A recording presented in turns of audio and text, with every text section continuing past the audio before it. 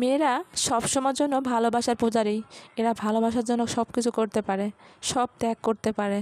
তো পুরুষদেরকে একটা কথাই বলবো, আপনারা চাইলে কিন্তু একটা নারীকে সুখী করতে পারেন, আবার আপনারা না চাইলে তার জীবনটা কিন্তু একদম ধ্বংস করেও দিতে পারেন।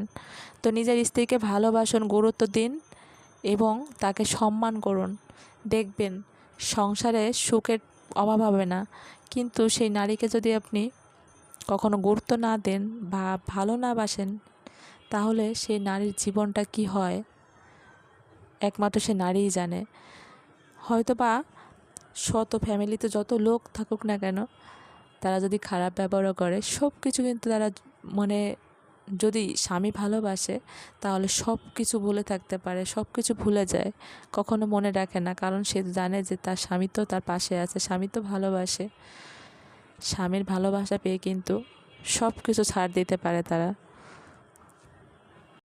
তাই প্রতিটা পুরুষদেরকে একটা কথাই বলবো, নারীকে সম্মান করুন, ভালোবাসুন, তাহলে কিন্তু সংসারে সুখ শান্তি আসবে। তা না হলে কখনো সেই সংসারে সুখ শান্তি কখনো আসবে না।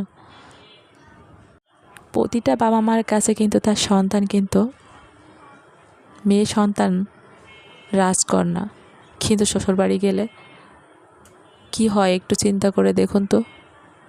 যদি আপনারা একটু ভালো না বাসুন বা সম্মান না করুন, গুরুত্ব না দেন তাদের চাহিদা বা তাদের পাওয়া না পাওয়া আবেগ, এগুলো যদি না বোঝেন, তাহলে কি করে হবে, কি করে সংসার হবে, কি করে জীবন কাটাবে সারাটা জীবন।